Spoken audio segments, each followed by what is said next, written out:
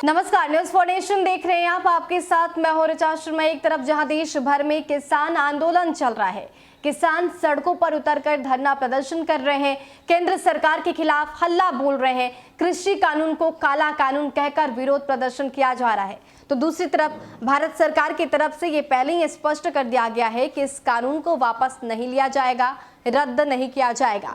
हालांकि एक तरफ किसान डटे हैं तो दूसरी तरफ भारत सरकार भी डटी है। लेकिन इन सब के बीच बिहार की बात करें तो विपक्ष की तरफ से ये सवाल नीतीश कुमार पर भी किए जा रहे हैं और ये कहा जा रहा है कि बीजेपी उन पर डोमिनेट कर रही है। तो अब नीतीश कुमार ने तेजस्वी यादव को जवाब दे दिया है और नीतीश कुमार ने बिहार के किसानों के हित में बड़ा फैसला लिया है। निर्णय क्या कुछ है, क्या कुछ फायदा बिहार के किसानों को होने वाला है, एक एक कर आपको बताते हैं। कृषि कानूनों के खिलाफ किसानों का प्रदर्शन 16वें दिन भी जारी रहा। केंद्र सरकार द्वारा लाए गए 3 कृषि कानूनों का किसान पुरजोर विरोध कर रहे हैं। पिछले 2 हफ्तों से दिल्ली की सीमाओं पर किसानों का डेरा है। केंद्र सरकार ने किसानों के साथ बात करने की कोशिश की, कानूनों में कुछ संशोधन भी सुझाए, लेकिन बात नहीं बन सकी। वहीं बिहार सरकार ने प्रदेश के किसानों के लिए कुछ बड़ी घोषणाएं की हैं। नीतीश सरकार ने किसानों के हित में महत्वपूर्ण निर्णय लिए हैं। सबसे पहला निर्णय, कृषि विभाग की साइट पर जो निबंधित किसान हैं उन्हें स्वतः निबंधित मानकर धान अधिप्राप्ति के लिए योग्य समझा जाएगा।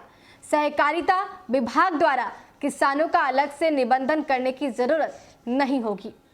दूसरा निर्णय, रैयत किसानों की धान अधिप्राप्ति की अधिकतम सीमा को 200 क्विंटल से बढ़ाकर 250 क्विंटल किया गया है। साथ ही गैर रैयत किसानों की धान अधिप्राप्ति को अधिकतम सीमा 75 क्विंटल से बढ़ाकर 100 क्विंटल कर दी गई है। जिन पैक्सों पर अनियमितता के आरोप थे और वहां फिर से चुनाव हो गए और आरोपी पैक्स अध्यक्ष चुनाव में निर्वाचित नहीं हुए हैं, तो उनकी जगह पर नए निर्वाचित पैक्स अध्यक्षों को धान अधिप्राप्ति कार्य की इजाजत दी जाएगी।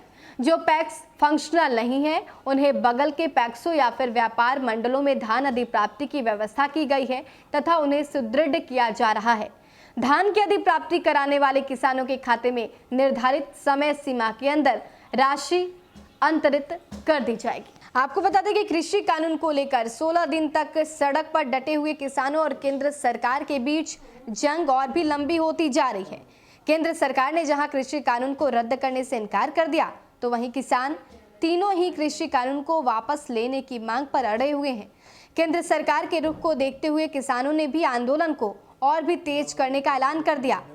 किसानों के सख्त रवैये को देखते हुए बीजेपी भी अब आर पार की लड़ाई के मूड में आ गई है। इसको लेकर बीजेपी 700 चौपाल का आयोजन कर रही है ताकि किसानों को समझाया जा सके। तो एक तरफ जहां किसानों और केंद्र सरकार के बीच जंग जारी है, तो दूसरी तरफ इन्हीं सब के बीच नीतीश कुमार ने बिहार के किसानों के हित में कई बड़े महत्वपूर्ण फैसले लिए, जिसका सीधा फायदा बिहार के किसानों को होगा। फिलहाल के लिए इतना ही। बने रहे हमारे साथ और देखते रहे न्यूज फॉर नेशन। नमस्कार।